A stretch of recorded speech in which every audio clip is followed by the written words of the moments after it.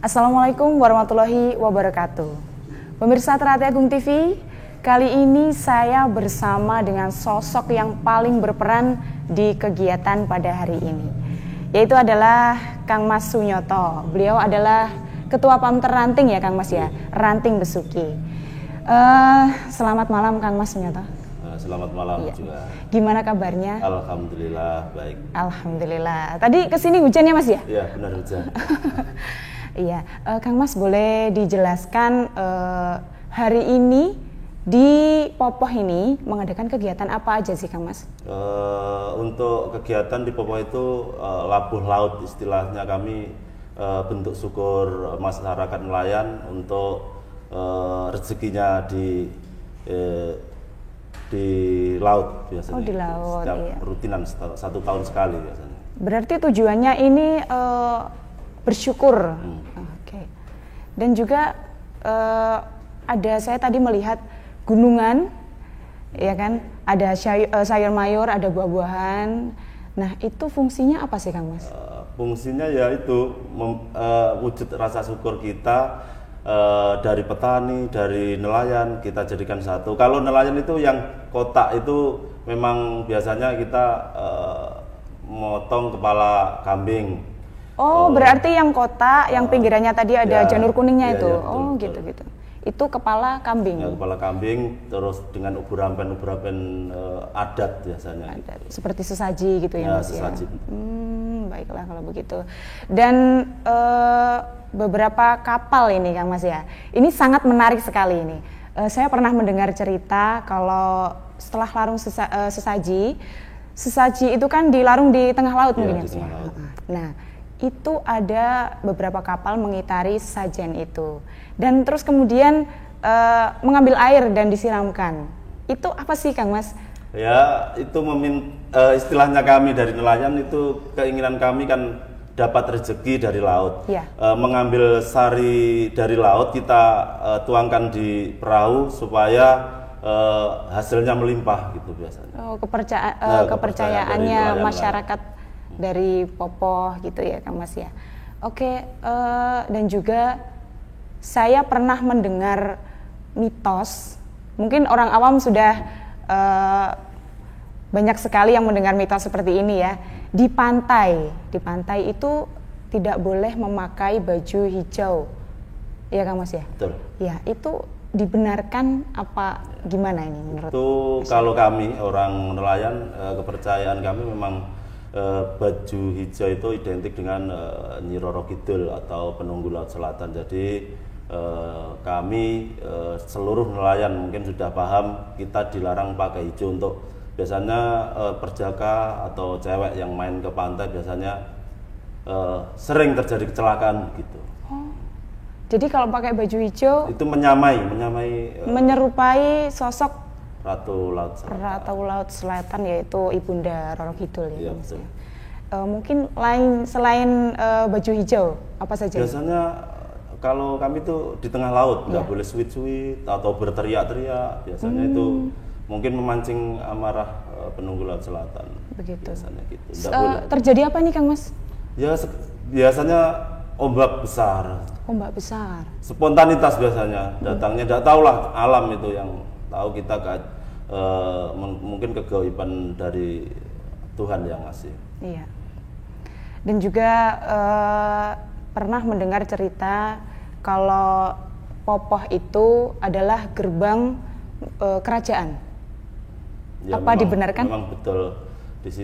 Di sini ada Palerman yang katanya sih untuk apa gitu. Tapi kami sendiri dari nelayan tidak percaya sebenarnya untuk. Oh sebenarnya nggak percaya ini percaya dengan adanya Nyi Blorong. Tapi untuk pintu gerbang memang sering terjadi kecelakaan, sering lah. Kalau mau terjadi kecelakaan biasanya ada simbol-simbol seperti kereta datang tengah malam. Oh, berarti ada tanda-tanda sebelumnya ya Mas ya. Dan yang diambil biasanya itu di rumahnya, seumpamanya orang luar itu memang didatangi sosok ibunda. Sosok ya enggak tahu kereta biasanya. Kereta yang berbunyi gitu ya. Oh. Sering terjadi ya Mas ya? Ya sering. Cerita loh ini saya juga belum pernah soalnya menyaksikan sendiri. Jadi cerita dibilang mitos saya sendiri belum pernah mengalami juga belum pernah melihat sesungguhnya istilahnya. jangan ya. Oke, naudzubillah min dzalik.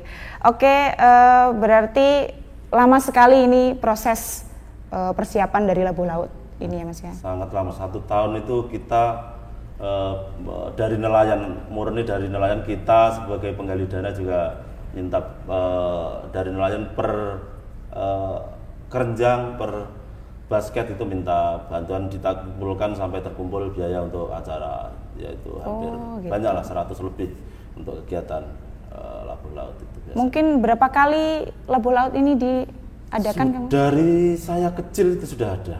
Sejak saya kecil, dulu itu yang menyelenggarakan almarhum yang punya Reco Pentung, Bapak Sumiran.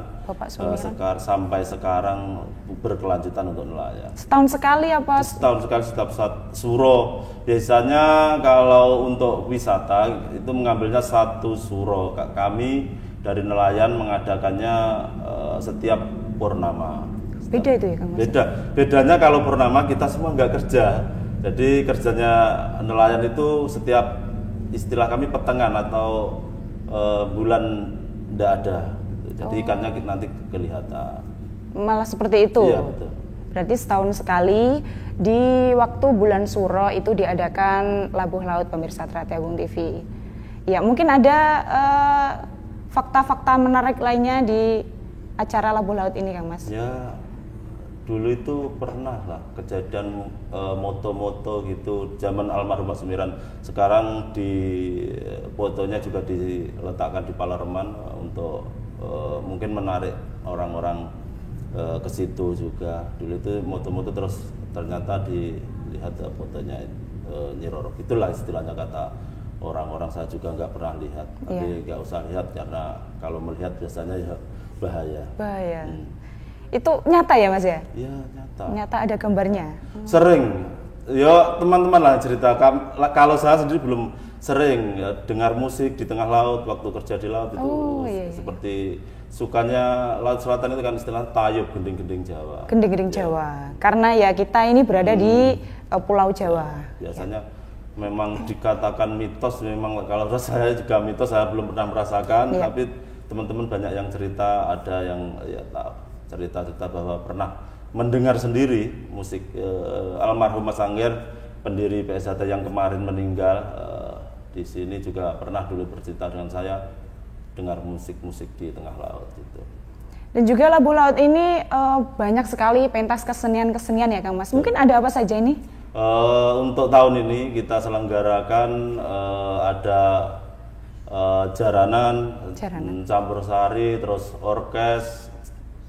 Ya itu yang biasanya kan setiap malam kita adakan orkes dulu itu, sama wayang biasanya. Wayang. Penutupnya wayang. Terus malam ini insya Allah campur sari Trate Agung kita ambil, dan insya Allah TB dan Yudo yang memeriahkan nanti malam. Ya, kali ini dihadiri oleh bintang tamu yang sangat terkenal, yaitu Cak Yudo dan juga Cak Andi TB. Ya, Cak Yudo itu juga saudara kita, warga persaudaraan Setiati Trate ya. Dan juga mungkin pesan-pesan kedepannya untuk Popoh dan sekitarnya, untuk para nelayan juga, dan juga warga persaudaraan Setiati Trate, monggo Kang Mas. Untuk pesan-pesannya untuk warga nelayan Pantai Popoh, kedepannya lebih bisa memeriahkan lagi acara rutinan kita sebagai nelayan, mungkin dengan Labuh Laut yang lebih meriah dengan skala yang lebih besar mungkin. Dan untuk dulur-dulur PSHT, saya harapkan setiap tahun kita bisa mengikuti atau ikut memeriahkan dalam rangka Labuh Laut di Pantai Popoh. Ya, amin. Semoga bisa kedepannya lebih meriah lagi. Amin. Dan juga semakin jaya. Amin. Amin. Oke, terima kasih Kang Mas Sunyoto atas waktunya untuk menjelaskan bagaimana situasi acara Labuh Laut dan juga bercerita tentang Popoh, bagaimana keadaan sekitarnya dan juga mitos-mitos tentang Popoh. Terima kasih Mas Sunyoto.